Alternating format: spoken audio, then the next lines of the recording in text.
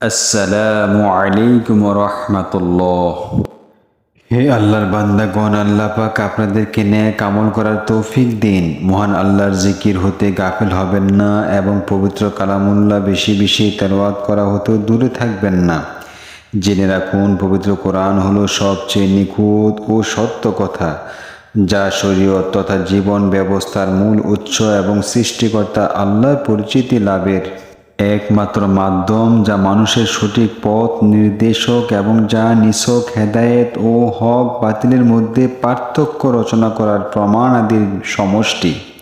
অতএব ভাইয়েরা আমার, বন্ধুরা আমার, আপনারা অতি গুরুত্ব ও যত্নের সাথে পবিত্র কোরআন শিক্ষা করুন। উহার বিধি নিষেধ ও আদবসমূহ সম্পর্কে ভালোরূপে অবহিত হন এবং মানুষকে সাধ্য অনুযায়ী ওইসব বিষয় শিক্ষা প্রদান করুন। অবশ্যই আপনারা উভয় জগতের সৌভাগ্যের দ্বারা সফলতা কাম হতে পারবেন। আল্লাহ রাব্বুল আলামিন বলেন, ওয়ারাত্তিলিল কোরআন তারতিলা। হে নবী, আপনি তারতিলের সাথে তথা তাসবিদের সাথে পবিত্র কোরআন তেলাওয়াত করুন। পবিত্র কোরআনের মর্যাদা সম্পর্কে বহু হাদিস বর্ণিত আছে। فعن عثمان رضي الله عنه قال قال رسول الله صلى الله عليه وسلم خيركم من تعلم القرآن وعلمه رواه البخاري।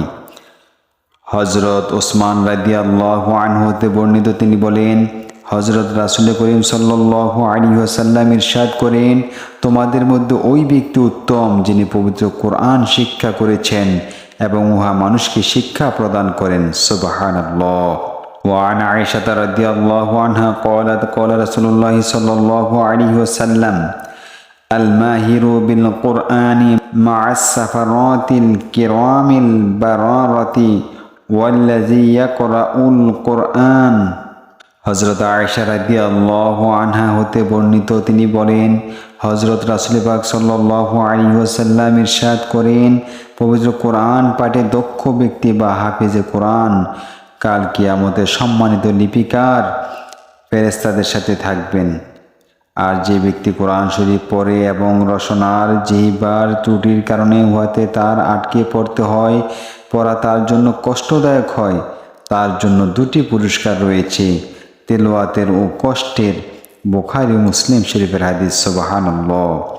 হযরত ইবনে আব্বাস রাদিয়াল্লাহু আনহু হতে বর্ণিত, তিনি বলেন, হযরত রাসূল পাক সাল্লাল্লাহু আলাইহি ওয়াসাল্লাম ইরশাদ করেন, যার পেটে পবিত্র কোরআনের কিছু নেই, ওই ব্যক্তি খালি ঘর তুলল। তিরমিজি শরীফের হাদিস।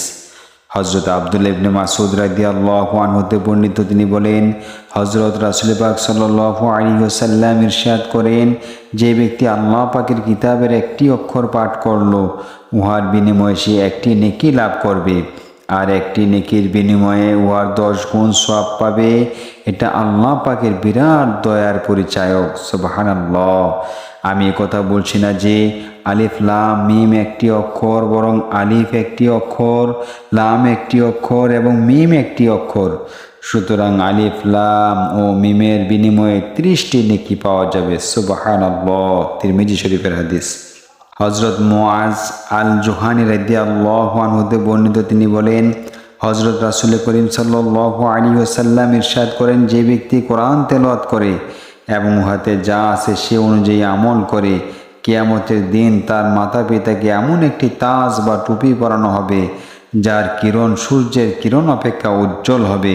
যদি সূর্যের কিরণ তোমাদের দুনিয়ার ঘরের মধ্যভাগে প্রবিষ্ট হয়, এমত অবস্থায় তোমাদের কি ধারণা ওই ব্যক্তি সম্পর্কে যে উহা অনুযায়ী আমল করেছে। সুবহানাল্লাহ। আবু দাউদ শরীফের হাদিস।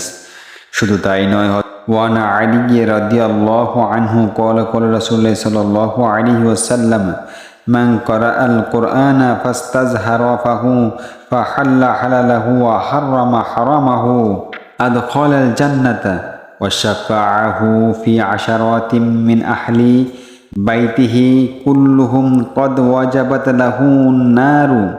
রাওয়াহু তিরমিজি। হযরত আলী রাদিয়াল্লাহু আনহু হতে বর্ণিত, তিনি বলেন, হযরত রাসূল পাক সাল্লাল্লাহু আলাইহি ওয়াসাল্লাম ইরশাদ করেছেন, যে ব্যক্তি কোরআন পাঠ করেছে এবং উহাকে হেফজ করেছে, অতঃপর উহার হালালকে হালাল এবং হারামকে হারাম জেনেছে, তাকে আল্লাহ পাক বেহেশতে দাখিল করবেন এবং কাল কিয়ামতে তার পরিবারের এমন 10 ব্যক্তি সম্পর্কে তার সুপারিশ কবুল করবেন যাদের প্রত্যেকের জন্য দোজক অবধারিত হয়ে গেছে। সুবহানাল্লাহ। তিরমিজি শরীফের হাদিস। হযরত ইবনে আব্বাস রাদিয়াল্লাহু আনহু হতে বর্ণিত, তিনি বলেন, হযরত জিবরাইল আলাইহিস সালাম হযরত রাসূল পাক সাল্লাল্লাহু আলাইহি সাল্লামের খেদমতে অবতীর্ণ হয়ে তাকে এ মর্মে অবহিত করেন যে অনতি বিলম্বে ফিতনা, ফাসাদ ও গোলাযোগ দেখা দিবে। হুজুর সাল্লাল্লাহু আলাইহি সাল্লাম ইরশাদ করেন, হে জিবরাইল, উহা হতে মুক্তির উপায় কি? তিনি উত্তর দিলেন, আল্লাহর কিতাব। সুবহানাল্লাহ। হে আল্লাহ, আপনি আমাদেরকে ওই সব কথা, কাজ ও আমলের তৌফিক দিন যেগুলো আপনি পছন্দ করেন।